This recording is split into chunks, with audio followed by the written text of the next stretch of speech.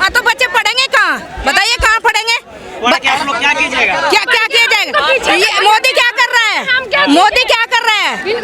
जो मोदी करा वो हमारे बच्चे करेंगे। पढ़ के जो मोदी करा वो हमारे बच्चे भी करना चाहते हैं।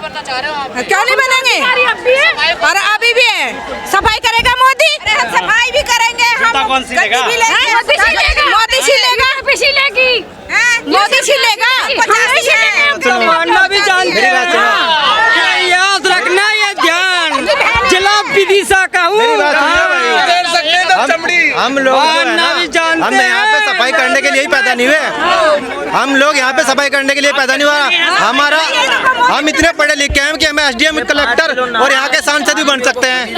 आप लोग ये चाहते हो सिर्फ हम यहाँ की सफाई का काम करें? हमारे बच्चे बनने लगे ना सांसद, तो इनको पेट में दर्द हो रहा है, तो ये हमने पूरा विदेशी लेके दिखाया। जूते मारना भी जानते हैं हम पुलिस करना जानते हैं, तुम कलम चलाना भी जानते हैं, ऐसी बात नहीं है। और जब हम अगर हम कुर्सी पर जब हम पढ़ लिख जाते हैं, जब हमारे बच्चों को, और जब कोई जाना जूता बजाना भी जानते हैं। महिलाएं, कितनी महिलाएं आई हैं? बहुत महिलाएं आई हैं। बहुत महिलाएं आई। आप एक बार अंदर जा कर तब हमारी बिरादरी कहाँ जाती है? सरकार से क्या कहना चाहते हैं? सरकार से हम कहना चाहते हैं कि हमारी जहाँ बाबा साहब की प्रतिमति वही होनी चाहिए, हमारा आरक्षण रहना चाहिए। क्यों हमारे पीछे ये पड़े हैं कि किसी को भी हमारे बच्चों को मारते, कभी घोड़ी छोड़ लाते हैं, कभी बाइक लाते हैं तो बच्चों को मारते हैं। क्यों मारते हैं? जनगणना होनी चाहिए। क्या करोगे जनगणना करवा के? पता तो चलना चाहिए। एक मिनट, जो ये जो उठा है कि वो जातिगत जनगणना, अब ये जो है इन्होंने एक रोटी रख दी है एक समाज के लिए थोड़ी सी, अब ये बाकियों को ये दिखा रहे हैं। वो वाली सुनी थी, वो एक कविता थी, वो बंदर लेके रोटी बैठ जाता है। हाँ, ले भाई ये तू ले और ठस्से में पूरी रोटी खा। सरकार वो ही काम कर रही है, ये ध्यान रखना आप लोग। और ये हम लोग होने नहीं देंगे, हम बिल्लियां नहीं हैं, हम इस देश के जो निवासी हैं। अरे भाई को आने वाले टाइम में ना सत्ता के सिर्फ प्रधानमंत्री कुर्सी पे बैठाना और फिर आप जवाब देना। मैं जवाब देना आपके ये सारे लोग पूरे हिंदुस्तान में और सारे स्टेट के लोग भाई के साथ हैं। जय भीम, जय भीम। सिर्फ चिल्लाने से नहीं, कितने लोग हैं आपके पास? एमएलए है, एमपी है क्या? प्रधानमंत्री? अरे एक बार बताओ, जो पार्लियामेंट से पैदा होते बच्चा बड़ा हो जाता है क्या? पहले एक बार बताइए, पैदा होते ही बच्चा बड़ा हो जाता है?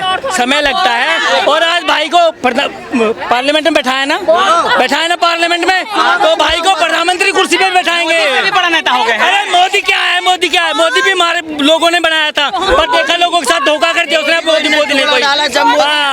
मोदी क्या है? मोदी से भी बड़ा नेता है कौन? अरे मोदी से बड़ा है, इसका नेता है वो। अभी आने वाले टाइम में दिखाया इसके नेता। लोग कहते दलितों का नेता नहीं है भाई। चंद्रशेखर, उसने सबकी लड़ाई लड़ी है, वो पूरे भारतवर्ष का नेता होगा, पूरा विश्व का नेता होगा। जो बाबा साहेब ने बताया है, सिखाया है कि शिक्षित बनो, संगठित रहो और संघर्ष करो, तो हम वो शिक्षा को लेकर चलेंगे, पढ़ेंगे लिखेंगे और समझेंगे। हम संविधान को लेकर, संविधान को मानने वाले लोग हैं। जो जनता का बोर्ड होता है वो ये तय करता है कि ये फैसला होना चाहिए या नहीं होना चाहिए। हम यहाँ पर आज़ाद हैं, हम सब भारतीय हैं और हमें अपनी विचारधारा रखने का पूरा हक है।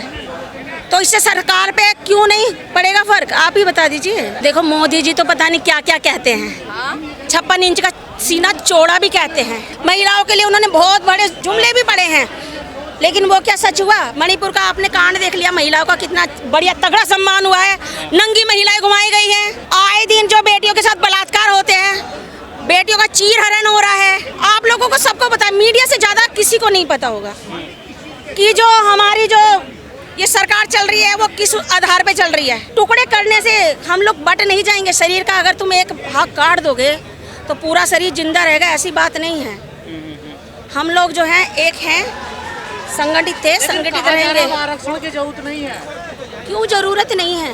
5000 साल तक हमारा शोषण हुआ। जब तक उन लोगों को जब 70-75 साल हो गए, थोड़ा सा हम लोग उठने लगे, पढ़ने लगे, शिक्षित हो गए, समझदार हो गए, थोड़े घर से निकलने लगे, तो जो जिन्होंने 5000 साल तक जो हम पर राज किया, अब उनके पेट में दर्द होने लगा है।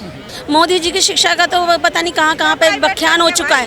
कितना बड़ा बख्यान हो चुका है। उनकी डिग्रियों का तो कितने लोगों ने खुलासा कर दिया है, मुझे कुछ कहने की जरूरत नहीं है। अच्छा भेदभाव नहीं होता है। जातिवाद नहीं होता। एक मिनट, 8-9 साल के बच्चे का सिर्फ मटका छूने पर उसे इतना मारा जाता है कि वो खत्म हो जाता है।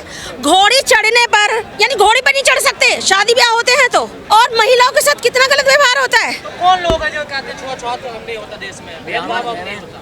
जो अब आरक्षण के विरोध में हैं, जो नहीं चाहते कि हम लोग जो है आगे बढ़े, शिक्षित बने, या हम अपने हक की आवाज़ उठाए, जो हमें रोकने के लिए नए नए कानून बनाते हैं, जो ऊंची ऊंची पोस्टों पे बैठे हैं, कहते हैं कि देखो बनाने वाले ने जब हमारे बनाने में भेदभाव नहीं किया, ठीक है, सूरज का प्रकाश हमें एक सा मिलता है, पानी बरसता है वो भी हम पर सब एक सा, ये धरती हमें नहीं फेंकती, तुम पिछड़े हो, तो तुम कौन होते हो भाई ऊंच नीच का भाव करने वाले? अगर बनाने वाले, उन्हें ऊपर बनाने वाले ने कोई अंतर किया होता, 2 की जगह 3 या 4 आंखें करी होती, तो हम तो ये मान लेते कि हाँ भाई अंतर है। ये कोई अंतर नहीं है।